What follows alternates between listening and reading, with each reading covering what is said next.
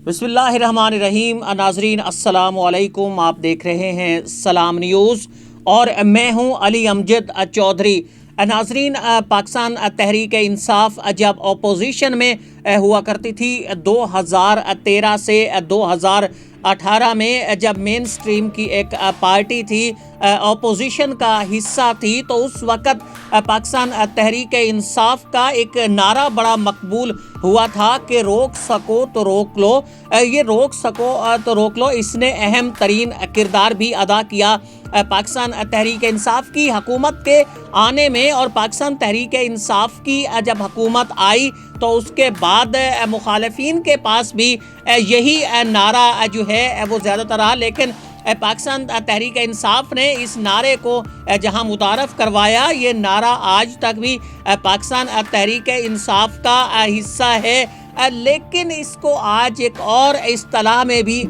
लिया जा रहा है। जब पाकिस्तान तहरीक इंसाफ की हुकूमत थी तब ये नारा किसी और इस्तिलाह में था, लेकिन अब इसी को एक और इस्तिलाह में भी लिया जा रहा है। पाकिस्तान तहरीक इंसाफ ने उस दौर में ये वादा किया था और इस वक्त ये कहा गया था कि जब पाकिस्तान तहरीक इंसाफ की हुकूमत आएगी तो गुर्बत ख़त्म हो जाएगी। पाकिस्तान तहरीक इंसाफ की हुकूमत आएगी तो बेरोज़गारी ख़त्म हो जाएगी। पाकिस्तान तहरीक इंसाफ की जब हुकूमत आएगी तो फिर कोई भी बेघर नहीं रहेगा। जब पाकिस्तान तहरीक इंसाफ की हुकूमत आएगी तो उनको दहलीज पर ही इंसाफ मिलेगा। ये भी कहा गया था उस वक़्त के पाकिस्तान तहरीक इंसाफ की हुकूमत आएगी तो इलाज व मुआलजा की सहूलतें भी बराबर मुयस्सर होंगी। ना सिर्फ बराबर मुयस्सर होंगी बल्कि वहाँ अभी जो पिसा हुआ तबका है, गरीब तबका है, उसको फौकियत दी जाएगी। उस वक़्त ये भी कहा गया था कि पाकिस्तान तहरीक इंसाफ की हुकूमत आएगी तो रोज़गार के ऐसे दरवाज़े खुलेंगे और गैर मुल्की लोग, बाहर के लोग जो हैं वो फ़ॉरेन कंट्रीज़ वो पाकिस्तान पर बहुत ज़्यादा भरोसा करेंगे, क्योंकि उस वक़्त ये कहा जा रहा था पाकिस्तान तहरीक इंसाफ की तरफ से कि शायद दूसरी हुकूमतें बदनाम हो चुकी हैं पूरी दुनिया में। पूरी दुनिया की हुकूमतों में उन हुकूमतों की जो पाकिस्तान पीपल्स पार्टी की या फिर पाकिस्तान मुस्लिम लीग नून की या फिर पाकिस्तान मुस्लिम लीग कायद आज़म की, कि इनकी हुकूमतें अपना एतमाद कायम नहीं कर सकी बैरूनी दुनिया में, जिसकी वजह से बैरूनी सरमायाकार भी पाकिस्तान आने से इस वक्त घबरा रहे हैं, वो तज़ब्ज़ुब का शिकार हैं। बैरूनी हुकूमतें भी पाकिस्तान में इन्वेस्ट नहीं करना चाहती, वो सरमायाकारी नहीं करना चाहती। तो उस वक्त ये बड़ी तवक्कुआत वाबस्ता कराई गई थी पाकिस्तान तहरीक इंसाफ की तरफ से कि आइंदा जब पाकिस्तान तहरीक इंसाफ की हुकूमत आ जाती है तो फिर यहाँ डॉलर्स का एक सैलाब आ जाएगा, यहाँ बिलियंस ऑफ डॉलर्स आएंगे, जिसकी वजह से ना सिर्फ पाकिस्तान के कर्जे ख़त्म हो जाएंगे बल्कि पाकिस्तान एक खुशहाली की राह पर चल निकलेगा। ये खुशहाली कितनी आई है, लेकिन इसका इस नारे के साथ भी एक बड़ा ताल्लुक है कि रोक सको तो रोक लो। अब देखते हैं कि ये रोक सको तो रोक लो किस तरफ जा रहा है। उस वक़्त कहा जाता था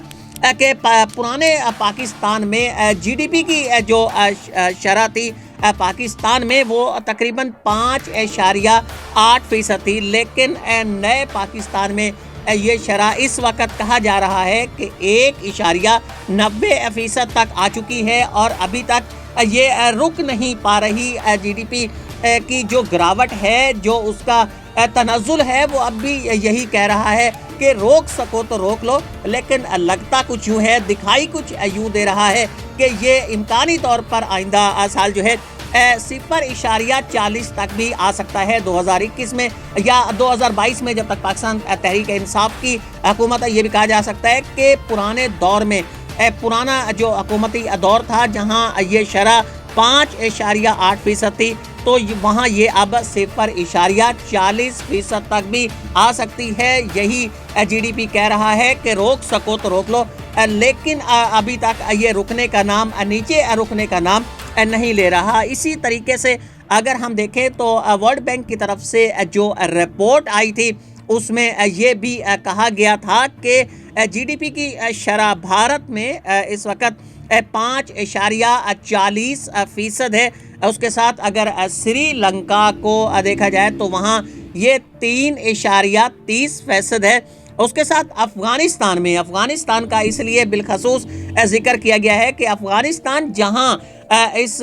اگر دیکھا جائے تو خانہ جنگی کا شکار رہا، افغانستان جسے کہا جاتا تھا کہ یہ پتھر ملک ہے، یہاں صرف آپ کو کھنڈرات دکھائی دیتے ہیں، جہاں کی کرنسی پاکستانی کرنسی وہاں استعمال ہوتی تھی۔ اگر کچھ عرصہ قبل دیکھا جائے تو پاکستان کی کرنسی کابل کے بازاروں میں باہر رکھی ہوئی ہوتی تھی اور پاکستانی کرنسی کو وہاں اہمیت دی جاتی تھی۔ اسی افغانستان میں جہاں کے لوگ مقامی کرنسی پر بھروسہ نہیں کرتے تھے، مقامی کرنسی کی اہمیت نہیں تھی، اسی افغانستان میں اس وقت جی ڈی پی کی جو شرح ہے وہ حیرت انگیز طور پر 2.30% ہے، اور بنگلہ دیش کو جسے یہ کہا جاتا تھا کہ وہ اکانومی میں، معیشت میں ہم سے بہت پیچھے ہے، اسی بنگلہ دیش کے اس وقت جی ڈی پی کی شرح 1.5% جو ہے اس کے امکانات ہیں، جبکہ پاکستان کی جو جی ڈی پی کی شرح ہے وہ 0.40 یا 0.50 تک آنے کے امکانات ہیں آنے والے سالوں میں۔ اگر بات کی جائے مہنگائی کی، اس وقت یہ بھی نعرہ لگایا گیا تھا کہ اب روک سکو تو روک لو، کیونکہ تبدیلی آ رہی ہے، مہنگائی اب ختم ہو جائے گی، مہنگائی کا وجود نہیں رہے گا، کیونکہ جب عمران خان صاحب کی حکومت آئے گی تو اس وقت بڑا پیسہ آئے گا، بڑی مقدار میں ڈالرز آئیں گے بیرونی دنیا، چونکہ وزیراعظم پاکستان عمران خان صاحب پر بہت زیادہ بھروسہ کرتی ہے، تو لازمی طور پر بہت زیادہ یہاں انویسٹمنٹ ہوگی، یہاں پیسہ آئے گا، اور پھر مہنگائی تو رہے گی ہی نہیں، اور مہنگائی کی جگہ یہاں صرف خوشحالی لے لے گی، ہر کسی کے پاس یہاں پیسے ہوں گے، ہر کسی کے پاس ڈالرز ہوں گے، ہر کسی کے پاس بڑی خوشحالی ہوگی۔ لیکن یہاں اگر دیکھا جائے تو دو طریقے سے ہے کہ پوری دنیا میں اس وقت مہنگائی نسبتاً کم ہو رہے، لیکن بدقسمتی سے ہم آج بھی مہنگائی کی طرف بڑھ رہے ہیں، اور یہاں بھی یہ نعرہ کچھ اپلائی ہوگا، روک سکو تو روک لو، لیکن یہ رکنے کا نام نہیں لے رہی ہے۔ مہنگائی کی شرح کو اگر دیکھا جائے تو انڈیا میں جسے کہا جاتا ہے کہ جی وہاں تو بڑے غریب رہتے ہیں، وہاں تو بہت زیادہ حالات خراب ہیں، وہاں کی حکومت شاید اتنا کچھ نہیں کر پا رہی کہ جتنا ہمارے ممالک میں ہوتا ہے، تو انڈیا میں اس وقت مہنگائی کی جو شرح ہے وہ 3.55% ہے۔ افغانستان میں یہ شرح 3.8% ہے، اسی طرح بنگلہ دیش میں یہ 5.5% ہے، اسی طرح سری لنکا میں یہ 6% ہے، لیکن یہاں بھی ہمارا نہیں رک رہا، اور نہ ہم روک پا رہے ہیں کہ روک سکو تو روک لو، یہاں بھی ہم سے نہیں رک رہی مہنگائی، اور یہاں مہنگائی اوپر بڑھنے کی طرف ہے، اور پاکستان میں مہنگائی کی شرح اس وقت 12% ہے۔ اب مہنگائی کی وجہ سے اندازہ بھی لگایا جا سکتا ہے کہ کس طریقے سے ابھی جو ریسنٹلی واقعہ ہوا آج سے 2 روز قبل، جب ایک شخص تھا اور اس نے اپنے 5 بچوں کو نہر میں اس وقت جا کے پھینک دیا، کہا یہی جاتا ہے کہ یہ خاندان غربت کی وجہ سے تنگ تھا، اور جب غربت آتی ہے تو پھر گھر میں لڑائی جھگڑے بھی ہوتے ہیں، یہاں بچے فروخت کرنے کے واقعات بھی ہو رہے ہیں، یہاں بچوں کو زہر دینے کے واقعات بھی ہو رہے ہیں۔ تو وزیر اعظم پاکستان عمران خان صاحب کی پاکستان تحریک انصاف نے، وزیر اعظم پاکستان نے یہ جب 2018 سے قبل جب پرانا پاکستان تھا، اس پرانے پاکستان میں یہ کہا تھا، یہ دعوے کیے تھے، یہ اس وقت ہمیں کہا بھی گیا تھا کہ اب مہنگائی نہیں ہوگی، جب پاکستان تحریک انصاف کی حکومت آئے گی تو پھر مہنگائی نہیں ہوگی، پھر غریب خودکشی پر بھی مجبور نہیں ہوگا، خودکشیاں بھی لوگ نہیں کریں گے، کیونکہ اس وقت خوشحالی کا دور ہوگا، مہنگائی سے چھٹکارا حاصل کیا جا چکا ہوگا۔ لیکن آنے والے سالوں کے لیے کوئی اچھی خبر نہیں ہے پوری دنیا میں، حتیٰ کہ اب یہ دیکھ لیں کہ افغانستان میں کہ جو جنگ سے تباہ حال ملک ہے، جہاں کی معیشت نہیں تھی، اس ملک میں مہنگائی کی شرح مسلسل کم ہو رہی ہے، لیکن پاکستان میں جسے یہ کہا جاتا ہے بقول حکمرانوں کے کہ یہ ڈیولپ کنٹری ہے، اس ڈیولپ کنٹری میں اس وقت مہنگائی کی شرح مسلسل بڑھ رہی ہے، اور مہنگائی چیخ چیخ کر کہہ رہی ہے، بلکہ چڑا چڑا کر کہہ رہی ہے کہ روک سکو تو روک لو، کیونکہ مہنگائی اوپر کو جا رہی ہے۔ اس کے بعد اگر ہم یہ بھی کہا گیا تھا پرانے پاکستان میں جب پاکستان تحریک انصاف اپوزیشن میں تھی کہ ڈالر کی قیمتیں مسلسل بڑھ رہی ہیں، ڈالر کی قیمت بہت زیادہ ہے، جب یہ کہا گیا تھا کہ پاکستان تحریک انصاف کی حکومت آئے گی تو پھر ڈالر کی جو شرح ہے پاکستانی کرنسی کے متبادل وہ بھی انتہائی کم ہوگی اور ڈالر کی قیمت مسلسل کم ہوتی جائے گی، جس سے پھر قیمتیں بھی کم ہوتی جائیں گی، اس سے مہنگائی بھی کم ہوتی جائے گی۔ لیکن اگر ہم ڈالر کی قیمتیں دیکھیں جون 2018 میں کہ جب پرانا پاکستان تھا اس وقت ڈالر کی قیمت پاکستانی کرنسی کے مقابلے 116 روپے تھی، لیکن ڈالر اس وقت فروخت ہو رہا ہے 160 میں ڈالر، یعنی یہ دیکھا جائے تو ڈالر بھی اس وقت خوب زور زور سے یہی کہہ رہا ہے، چیخ چیخ کر یہی کہہ رہا ہے کہ روک سکو تو روک لو، لیکن ڈالر کو روکنے والا بھی کوئی نہیں ہے، کیونکہ ہماری پالیسیز کبھی اس طرف آئی ہی نہیں ہیں۔ جو ممالک جنگ سے تباہ حال تھے، جن ممالک کے پاس وسائل نہیں تھے، وہ ممالک آج بھی مہنگائی کو بھی کنٹرول کیے ہوئے ہیں، وہاں ڈالر کی قیمت بھی کنٹرول میں ہے، لیکن ہمارے ہاں تو ڈالر اس وقت بفرا ہوا شیر بن چکا ہے، جو اس وقت چڑا چڑا کر کہہ رہا ہے کہ روک سکو تو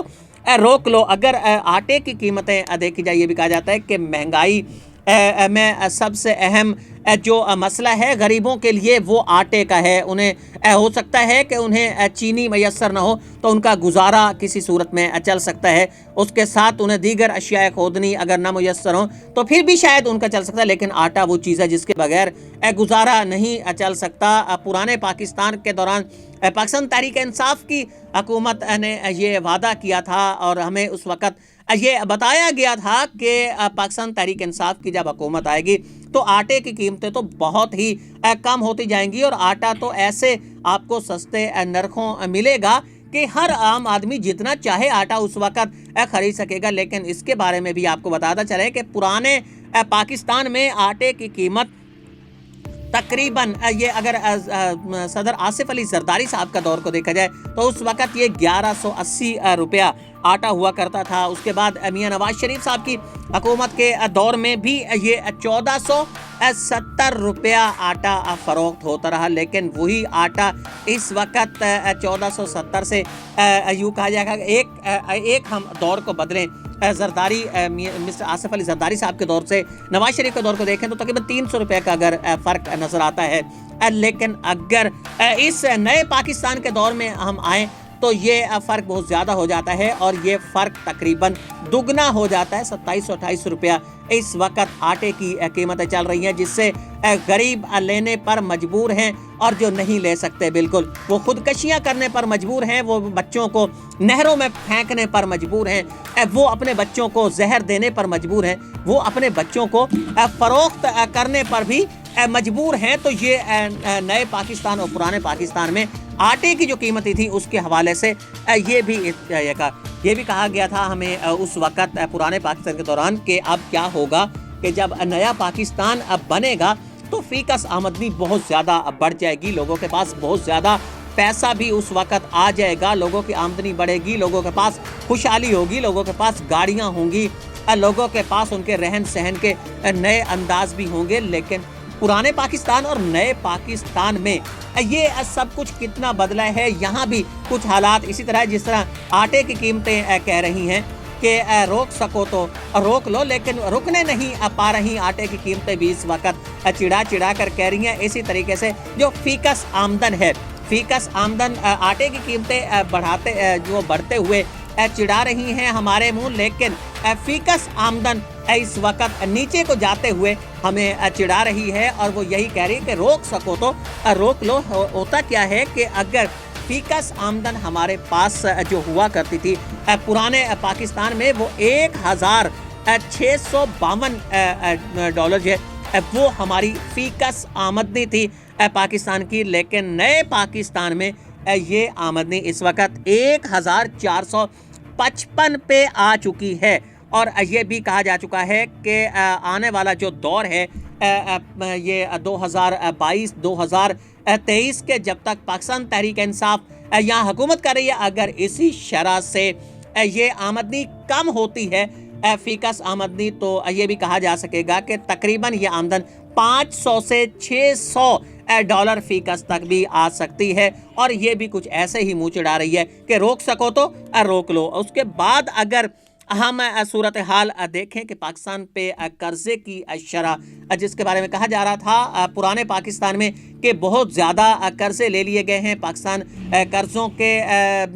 दाब तले आ गया है, पाकिस्तान पे कर्ज़ों का बहुत ज़्यादा बोझ हो गया है। अगर हम कर्ज़ों की शरह भी देखें तो कर्ज़े भी इस वक्त कुछ ऐसे ही मुंह चिढ़ा रहे हैं और कर्जे भी चीख चीख कर कह रहे हैं कि आओ, हिम्मत है, दम है तो रोक लो, हम बढ़ते जा रहे हैं। अगर किसी में हिम्मत है, रोक सको तो रोक लो। पुराने पाकिस्तान में अगर सदर आसिफ अली जरदारी साहब के दौर में हम देखें तो कर्जों की उस वक़्त तकरीबन 5 अरब रुपया फीकस, नाज़रीन गौर से सुनिएगा, 5 अरब रुपया फी दिन, यानी कि एक रोज़ में 5 अरब रुपया पाकिस्तानियों पे कर्जा जो है वो बढ़ रहा था। यानी हम 5 अरब रुपए रोज़ाना की बुनियाद पर मकरूज़ हो रहे थे। मियां नवाज शरीफ साहब के दौर में ये शरह जा पहुंची 8 अरब तक। कितने तक? 8 अरब तक ये शरह जा पहुंची कि रोज़ाना जो पाकिस्तानियों पे कर्जा इस वक्त चढ़ रहा था, जिस कर्जे के दबाव तले पाकिस्तानी आ रहे थे वो तकरीबन 8 अरब था। लेकिन नए पाकिस्तान में अब ये कहा जा रहा है कि तकरीबन 20 अरब रुपया पाकिस्तानियों पे कर्जा रोजाना की बुनियाद पे चढ़ रहा है। तो कर्जा भी चिल्ला रहा है, कर्जा भी चीख रहा है और कर्जा यही कह रहा है कि रोक सको तो रोक लो। लेकिन इसे रोकने वाला कोई नहीं है। उसकी वजह शायद ये भी है कि जो लोग कर्जा दे रहे हैं, जो कर्जा इस वक्त दुनिया से ले रहे हैं, आलमी मालियाती फंड से जो कर्जा ले रहे हैं, जो बैरूनी ममालिक से, बैरूनी हुकूमतों से कर्जा ले रहे हैं, शायद हुकूमत के खात्मे के बाद वो लोग तो वहीं होंगे, लेकिन ये कर्जे का बोझ पाकिस्तान पे होगा और एक आम शख्स पे होगा। हर पाकिस्तानी मजीद से मजीद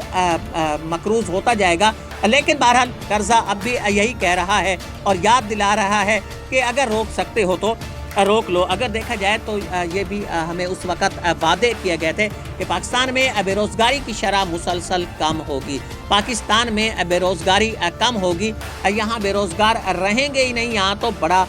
पैसा आएगा, यहाँ बड़ी सनतें आएंगी। क्योंकि